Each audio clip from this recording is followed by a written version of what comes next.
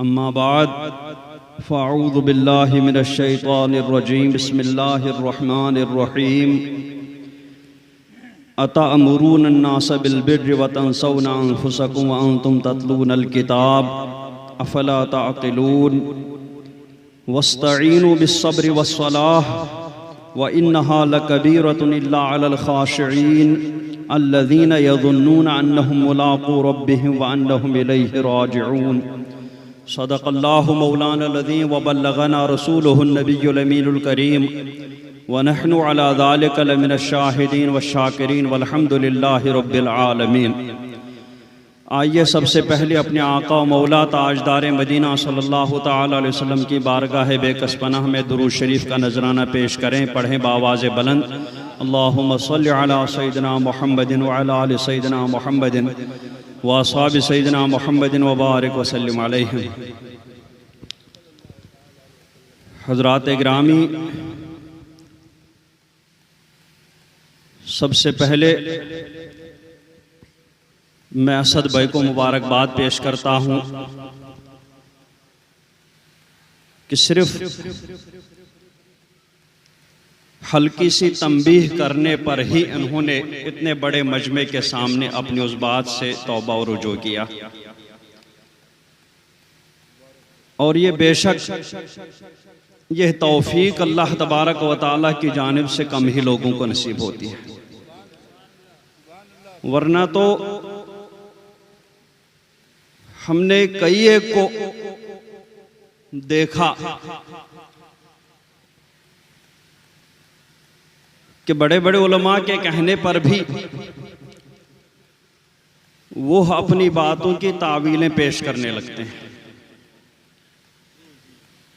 लेकिन आखिर तो तौबा करने का नाम नहीं लेते। भले उससे बड़े बड़े फितने हो जाएं, भले उससे उम्मत मोहम्मदिया में फूट पड़ जाए, लेकिन हमारी बात किसी तरीके से गलत साबित ना हो और हमारा सर किसी तरीके से नीचा ना हो। ये बेशक हजरत मुजाहिद मिल्लत अलैहि रहमत व रिज़वान फरमाया करते थे, जैसा कि मैंने कुछ मोतबर लोगों से सुना है, फरमाते थे अगर कोई किसी बात पर तंबीह फरमाए तो फौरन तौबा कर लिया करो, बाकी अगर उसमें तुम्हें कोई शक व शुबा है तो वो बहस बाद में समझो, लेकिन सबसे पहले उस तंबीह को तुम एक अल्लाह रब्बुल इज़्ज़त की जानिब से इशारा समझो और फौरन तौबा कर लिया करो। अगर कोई अच्छा आलिम आपको कहे कि ये बात कुछ अच्छी नहीं है या शरीयत के खिलाफ है, तो पहली ही फुर्सत में उससे तौबा करो, बाद में अगर मैं उससे तुम्हें कुछ समझना है तो उसमें समझ लो। लेकिन उन बुजुर्गों के नक्शे कदम पर अब बहुत कम लोग देखने को मिलते हैं, इसलिए रोज बरोज इख्तिलाफात में इजाफा ही होता जाता है। दूसरी बात, अल्लाह तबारक व तआला के फजल व करम से लॉकडाउन के दौरान जैसा कि आप सब भी जानते हैं, बहुत सारे लोगों को एक जगह इकट्ठा होने से उस वक्त रोक दिया जाता था, तो जुमा वगैरह का भी मसला उस वक्त हमारे सामने दरपेश था। उस वक्त बहुत जगहों पर नए जुमा कायम हुए, उन्हीं में बरेली शरीफ में भी हुजूर ताजुश शरीया दाम अलैहि रहमत व रिज़वान के मज़ार शरीफ पर भी हुजूर कायदे मिल्लत की जानिब से जुमा कायम किया गया था।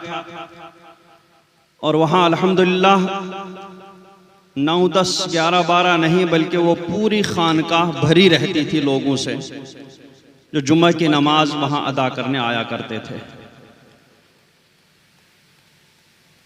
फिर वो जब जारी हो गया तो वो अब तक वहाँ पर जारी ही है। और उसकी वजह से जो वहाँ की रज़ा मस्जिद है उसमें भी कोई कमी नहीं आ रही है। जुमा के दिन वो भी अपने वक्त पर भरी रहती है। उसी जुमा में अल्लाह तबारक व तआला ने अपने महबूब के सदके हुजूर ताजुश शरिया के फैज़ान से यह तौफीक बख्शी कि वहाँ आधा घंटा पौन घंटा पहले ही लोग भर जाते हैं। तो हमने चाहा था कि इतना देर से वहाँ लोग बैठे रहते हैं तो कुछ उनको थोड़ी देर अल्लाह और रसूल की बातें सुनाई जाएं। और ये सोच करके हमने वहाँ पर आधे पौन घंटे की गुफ्तगू से शुरू किया। फिर कुछ लोगों के तवज्जो देने पर कुरान पाक की शुरू से तफसीर ही शुरू कर दी थी। और वहाँ खड़े होकर गुफ्तगू करने पर हुजूर ताजुश शरिया अलैहि रहमत व रिज़वान का अपनी आखिरी हयात मुबारकह में तो फैज़ान अल्हम्दुलिल्लाह मुझ पर था ही, वहाँ खड़े होकर गुफ्तगू कहने में जो हुजूर ताजुश शरिया और बल्कि हुजूर आला हजरत का फैज़ान हुजूर ताजुश शरिया से होते हुए वहाँ तक पहुँच रहा है, उस फैज़ान को हम लफ्ज़ों में बयान नहीं कर सकते हैं। जो बातें सोच के भी नहीं जाते हैं वो बातें भी वहाँ पर हुजूर ताजुश शरिया के फैज़ान की रोशनी में दिमाग में आ करके ज़बान पर आ जाती हैं। वहीं कुरान पाक की तफसीर करते हुए जहां से बनी इसराइल का जिक्र होता है, वहीं से पिछली जुमा से तफसीर शुरू हुई। जो कुछ मैंने वहां बयान किया, मैं चाहता हूं कि इन 10 मिनट में 15 मिनट में उसी आयत करीमा के ताल्लुक से उसका खुलासा यहां पर बयान करूं, ताकि आप लोग भी हुजूर ताजुश शरिया के फैज़ान से महजूज हो जाएं। बनी इसराइल के अवाम में भी और बनी इसराइल के उलमा में भी बहुत सारी बीमारियां थी। नाशुक्री की बीमारी, उलमाए किराम में अपने इल्म पर अमल ना करने की बीमारी, इसी तरीके से अपने इल्म को पैसों के बदले में बेचने की बीमारी, फिर लोगों को नेकी का हुक्म देते थे और खुद उस पर अमल नहीं करते थे, ये बीमारी, इस तरीके की बहुत सारी बीमारियां उनमें थी। तो कुरान पाक ने जगह जगह उनकी इन बीमारियों का जिक्र फरमाया और सरकारे दो आलम सल्लल्लाहु ताला अलैहि वसल्लम ने इरशाद फरमाया कि जो कुछ उनके साथ पेश आया, जो बुराइयां उनमें फैली, वो सारी बुराइयां मिन व अन मेरी उम्मत में भी आ जाएंगी। उन्हीं बुराइयों में से कुरान पाक ने जिन बुराइयों का जिक्र फरमाया, उन्हीं बुराइयों में से एक बुराई वो है जो मैंने अभी आयत करीमा की तिलावत की। फरमाया अतअमुरून अन्नास बिल बिर्रि व तंसौना अनफुसकुम, कि तुम लोगों को नेकी का हुक्म देते हो और अपने आप को भुला देते हो, अपने आप को भूल जाते हो। उलमाए किराम फरमाते हैं कि यह आयत करीमा मदीना मुनव्वरह में आबाद यहूदियों में जो आलिम थे, उन उलमा के बारे में यह आयत करीमा नाजिल हुई, क्योंकि वह लोग जब उन्हें कोई अपना मिल जाता था जो सरकार पर ईमान ला चुका होता था, तो वो उससे कहते थे कि तुम इस दीन पर साबित कदम रहना, तुम सरकार पर ईमान लाए, इस ईमान पर मजबूती से कायम रहना, क्योंकि यही वो दीन हक है जिसकी हक्कानियत हमारी किताब तौरात में बयान की गई। यही वो नबी आखिर ज़मान है जिनके औसाफ जिनकी तारीफें हमारी किताब तौरात में की गई। इसलिए तुम ईमान पर मजबूती से कायम रहना, तुम इस दीन पर मजबूती से कायम रहना। लेकिन खुद सरकार पर ईमान नहीं लाते थे, खुद उस दीन को अपनाते नहीं थे। तो उन्हें कुरान पाक ने बताया क्या तामुरून अन्नास बिल बिर्र, कि तुम लोगों को नेकी का हुक्म तो देते हो, यानी सरकार पर ईमान लाने का हुक्म देते हो, दीन इस्लाम में दाखिल होने का हुक्म देते हो, व तंसौना अनफुसकुम, लेकिन खुद महरूम रह जाते हो, खुद उस पर अमल नहीं करते हो। दूसरों को सरकार पर ईमान ला करके आग से, जहन्नम से बचने का सामान तो दे रहे हो, लेकिन खुद उस पर अमल नहीं करते हो, खुद अपने आग से बचा नहीं रहे हो। और ये बहुत बड़ी बीमारी है।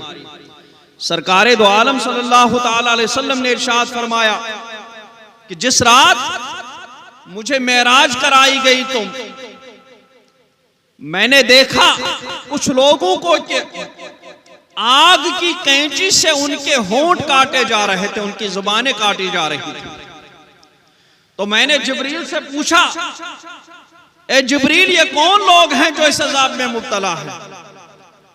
तो हजरत जिब्रील ने अर्ज किया, रसूलुल्लाह सल्लल्लाहु ताला अलैहि वसल्लम, यह आपकी उम्मत के वो खतीब, वो मुकर्रिर हैं जो लोगों को नेकी का हुक्म तो देते हैं लेकिन खुद उस पर अमल नहीं करते हैं, जो लोगों को इल्म तो सिखाते हैं लेकिन खुद उस इल्म पर अमल नहीं करते हैं।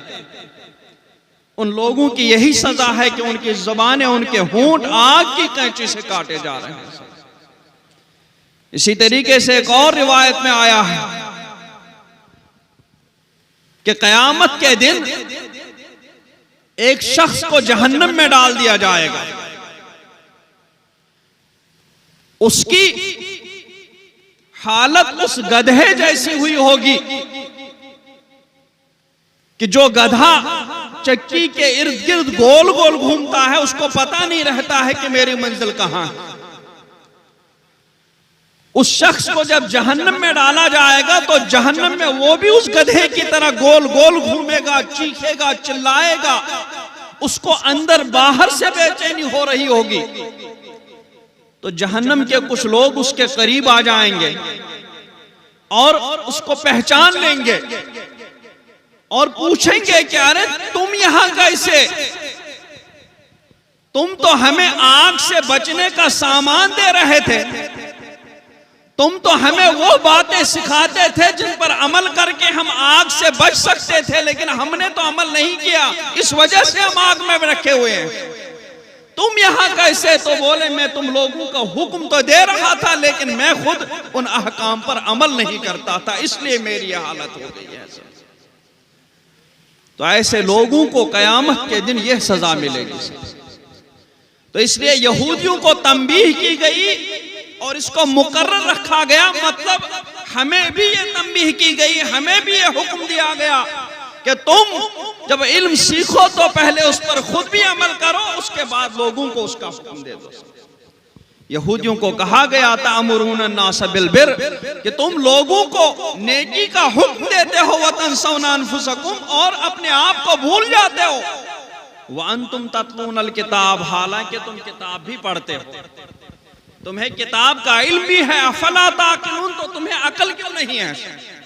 मतलब तुम्हारी ये बात तुम्हारे इल्म के भी खिलाफ है और तुम्हारी ये बात अक्ल के भी खिलाफ है कि इल्म सीख करके आग से बचने का हथियार हासिल करके लेकिन उसको इस्तेमाल करके अपने आप को आग से न बचा सको, यह तुम्हारे इल्म के भी खिलाफ है और यह तुम्हारी अक्ल के भी खिलाफ है।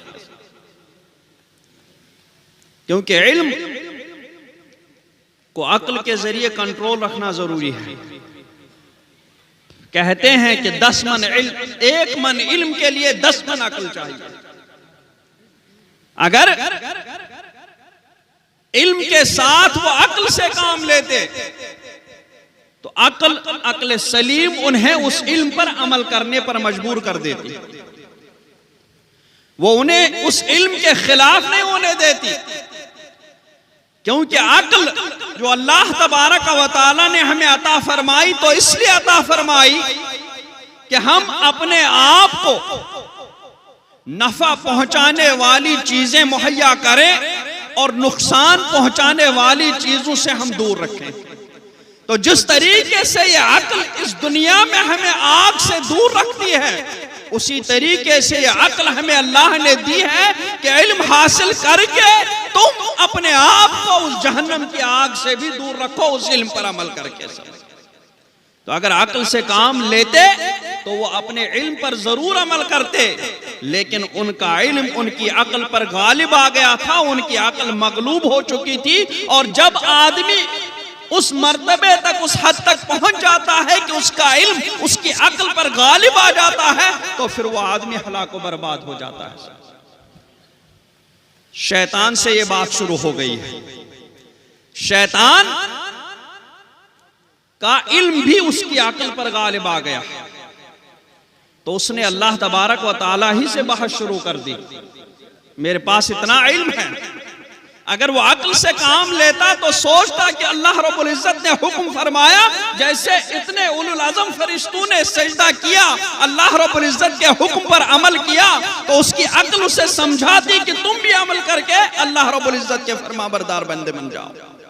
लेकिन उसका इल्म उसकी अक्ल को मगलूब कर चुका था, इसलिए उसने अक्ल से काम न लेकर के अल्लाह रब्बुल इज्जत से बहस शुरू कर दी कि मैं उसको कैसे सजदा करूं जिसको तूने मिट्टी से पैदा किया, जबकि मुझे आग से पैदा किया। मिट्टी का काम नीचे रहना, आग का काम ऊपर रहना। शैतान के बाद बहुत सारे आए, जिनमें एक और बड़ा सरगुरु इब्ने तैमिया था। उसके बारे में भी उलमाए किराम ने कहा कि 40 साल तक उसकी अक्ल ने उसके इल्म को कंट्रोल में रखा था, काबू में रखा था। इस वजह से 40 साल तक उससे गुमराहियां सरजद नहीं हुई थी, बल्कि तमाम उलमाए अहले सुन्नत और हर मजहब के उलमाए अहले सुन्नत उसके मदह में, उसकी शान में उनकी ज़बानें तर रहती थी। और इतना मशहूर हो गया था कि जिस हदीस को इब्ने तैमिया नहीं जानता वो हदीस नहीं है, इतना उसका इल्म का शोहरा फैल चुका था। लेकिन 40 साल के बाद उलमा फरमाते हैं कि उसका इल्म उसकी अक्ल पर गालिब आ गया, और उसका इल्म जब उसकी अक्ल पर गालिब आ गया और उसकी अक्ल मगलूब हो गई, तो वो फिर सिर्फ जो उलमाए मुआसरीन थे उन्हीं पर एतराज करना शुरू नहीं किया, उन्हीं के इल्म पर उंगली नहीं उठाई, बल्कि उनसे बढ़ करके अपने इमाम की जिसकी वो तकलीद करता था उसको वो गलत ठहराने लगा कि इस इमाम ने ये इस मसले में गलती की है, इस इमाम ने उस मसले में गलती की है, जबकि उसी की तकलीद करता था, उसी की पैरोकारी करता था। लेकिन इल्म गालिब आ गया तो अकल पे पर्दा पड़ गया। तो इसलिए इनको बताया गया कि ये जो तुम करते हो, लोगों को नेकी का हुक्म देते हो और अपने आप को भूल जाते हो, ये इल्म के भी खिलाफ है और अक्ल के भी खिलाफ है।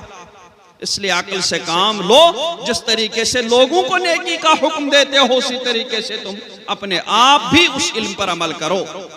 तुम लोगों ने सरकार की तारीफें तौरात में पढ़ी हैं, फौरन उसको देख करके ईमान ले आओ। और अगर परेशानी हो रही है, वस्तईनु बिस्सब्र वस्सलाह, सब्र से इस्तिआनत करो, सब्र से मदद मांगो और नमाज से मदद मांगो, क्योंकि उनको तौरात के अहकाम पर अमल करने में सबसे बड़ी रुकावट वो दुनिया की मोहब्बत थी। वो समझते थे कि अगर हम सरकार पर ईमान लाए तो हमारी आवाम की तरफ से जो हमें सरदार मानते हैं वो सरदारी खत्म हो जाएगी, हमारी आवाम की तरफ से जो हमें नजराने मिलते हैं वो नजराने बंद हो जाएंगे, क्योंकि हम भी फिर सरकार पर ईमान ला करके एक उम्मत मोहम्मद के एक आम फर्द बनेंगे, हम सरदार नहीं रहलाएंगे, हम सरदार नहीं कहलाएंगे, हम सारी सरदारी नहीं बचेंगे।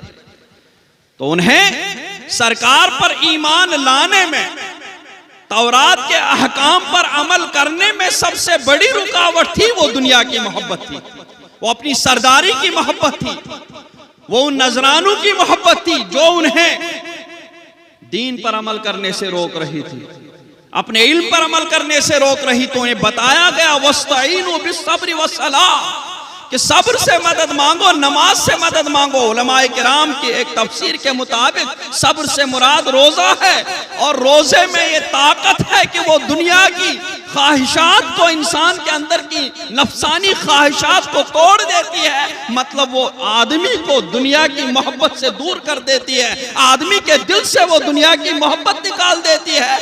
आदमी के अंदर जो भी नफसानी ख्वाहिशात रहती है, उन नफसानी ख्वाहिशात को वो तोड़ देती है। इस तरीके से आदमी दुनिया की मोहब्बत से दूर हो जाता है, और नमाज में ये ताकत है कि वो आखिरत के करीब कर देती है, वो अल्लाह रब्बुल इज्जत के करीब कर देती है। इसलिए उन्हें बताया गया वस्तईनु बिस्सब्रि वस्सलाह कि रोजा रख करके तुम दुनिया से दूर हो करके नमाज पढ़ करके तुम अल्लाह रब्बुल इज्जत के करीब हो जाओ। व इन्नहा लकबीरतुन, और रोजे और नमाज से इस्तिआनत करना ये बहुत हल्की बात नहीं है कि सब फौरन अमल करने लगेंगे, ये बहुत भारी बात है। इल्ला अलल खाशिईन, मगर सिर्फ उन पर भारी नहीं है जो सुकून और तवाज़ु के साथ रहते हैं। अल्लज़ीना यज़ुन्नूना अन्नहुम मुलाक़ू रब्बिहिम, जो ये यकीन रखते हैं कि उन्हें अपने रब से मिलना है। व अन्नहुम इलैहि राजिऊन, और उन्हें उसी की तरफ फिरना है। तो जो लोग इस यकीन के साथ सब्र और नमाज से मदद मांगते हैं कि हमें अपने रब से मुलाकात करनी है, अपने रब के सामने जाना है और अपने रब की तरफ फिरना है, उनके लिए रोजा रखना भी कोई बड़ी बात नहीं होती है, उन्हें नमाज पढ़ना भी कोई भारी नहीं होता है। क्यों? इसलिए कि उनकी नजर इस बात पर रहती है कि हमें अल्लाह रब्बुल इज्जत की बारगाह में जाना है, और अल्लाह रब्बुल इज्जत की बारगाह में जाना, अल्लाह रब्बुल इज्जत का दीदार करना, यह ऐसी मंजिल मकसूद है कि जिसके सामने सारी मंजिलें फेल हैं। अगर मिसाल के तौर पर ऐसे में समझाऊं, आशिकों की ज़बान के मदीना मुनव्वरा की मोहब्बत। अब एक आदमी को मदीना मुनव्वरा जाने का मौका नसीब हुआ और वो मदीना मुनव्वरा के लिए चल पड़ा, तो अब उसके सामने सिर्फ मदीना मुनव्वरा की तस्वीरें दिख रही हैं, उसके सामने सिर्फ सब्ज गुंबद नजर आ रहा है,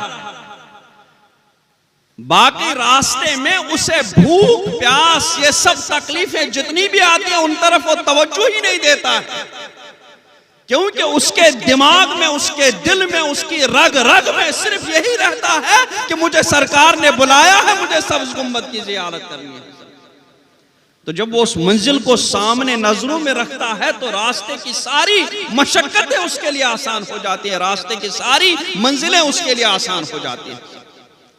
तो ऐसे ही जो अहकाम शरीयत हैं, जो लोग अल्लज़ीना यज़ुन्नूना अन्नहुम मुलाक़ू रब्बिहिम, ये यकीन रखते हैं कि हमें रब से मुलाकात करनी है, हमें रब का दीदार करना है, अन्नहुम इलैहि राजिऊन, उसी की तरफ फिरना है, तो वो उसी चीज को अपने दिलो दिमाग में बसा लेते हैं कि हम एक सफर कर रहे हैं और हमारी मंजिल मकसूद वो अल्लाह तबारक व तआला का दीदार करना है। इसलिए इस जिंदगी के सफर में कितनी भी मुसीबतें आ जाती हैं, आसमान टूट पड़े उन्हें कोई फर्क नहीं पड़ता, जमीन फट जाए उन्हें कोई फर्क नहीं पड़ता, कितनी भी बड़ी से बड़ी मुसीबतें नाजिल हो जाए, उनकी औलाद उनके सामने कत्ल हो जाए, कोई फर्क नहीं पड़ता है, उनको उनके सामने उनके हाथ पैर काटे जाएं, उन्हें कोई फर्क नहीं पड़ता है, क्योंकि उनकी नजर वो अपने आप को भूल चुके होते हैं, उनकी नजर सिर्फ उस मंजिल मकसूद पर होती है कि हमें अल्लाह तबारक व तआला का दीदार करना है, हमें अल्लाह रब्बुल इज्जत की बारगाह में जाना है।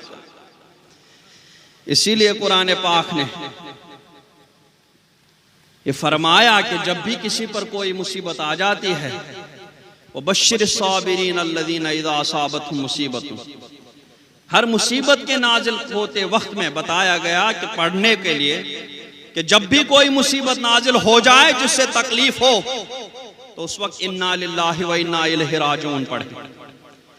क्यों? इसलिए कि इन्ना लिल्लाहि व इन्ना इलैहि राजिऊन जब पढ़ेगा और समझ करके पढ़ेगा तो इन्ना लिल्लाहि, वो ये कहेगा कि हम अल्लाह ही के हैं, व इन्ना इलैहि राजिऊन, और हमें उसी की तरफ लौटना है, हमें उसी की तरफ जाना है। तो जब वो इस मकसद को सामने रखेंगे तो अब जो भी मुसीबत उन पर आई है वो मुसीबत उनके लिए आसान हो जाएगी, उस मुसीबत को बर्दाश्त करना उनके लिए आसान हो जाएगा। कैसी भी मुसीबत आ जाए उन्हें कोई फर्क नहीं पड़ता है।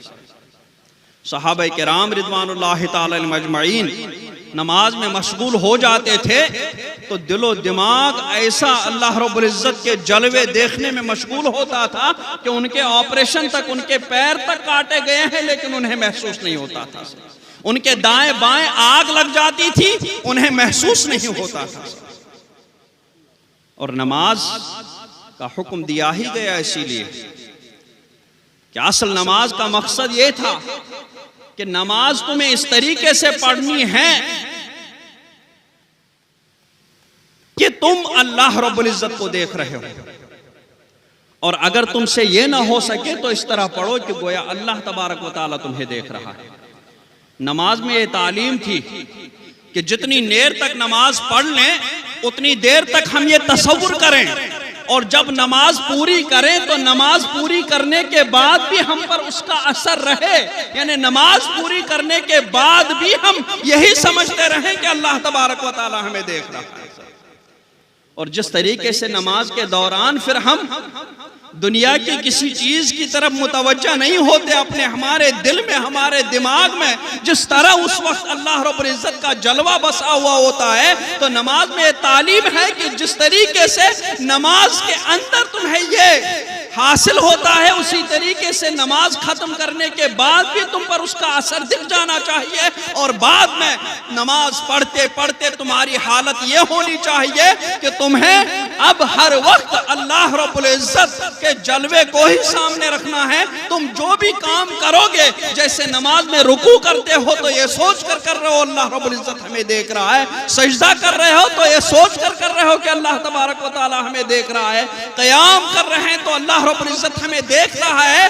तो नमाज में जब तुम्हारी आदत पड़ जाएगी इस चीज की, जब नमाज से सलाम फेर करके नमाज से बाहर आ जाओगे तो उसके बाद भी जब तुम कोई भी काम करोगे तो तुम्हारे दिलो दिमाग में यही तसव्वुर रहेगा कि अल्लाह तबारक व तआला हमें देख रहा है। इस तरीके से जब नमाज के बाहर भी तुम्हारा तसव्वुर यही रहेगा, तो जैसे नमाज में तुमसे कोई गुनाह सादिर नहीं होता है, उसी तरीके से नमाज के बाहर भी तुमसे कोई गुनाह सादिर नहीं होगा। यही नमाज की तालीम थी, इसीलिए नमाज को हम पर मशरू किया गया है। नमाज में यही हिकमत थी। वक्त बहुत कम है और हजरत से भी कुछ सुनना है। अल्लाह तबारक व तआला हमें अहकाम पर अमल करने की तौफीक अता फरमाए, हमें मसलक आला हजरत मसलक अहले सुन्नत वल जमात पर इस्तिकामत अता फरमाए। व सल्लल्लाहु तआला अला खैरि खल्क़िही मुहम्मद व अला आलिहि व सहबिही अजमईन बिरहमतिका या अरहमर राहिमीन।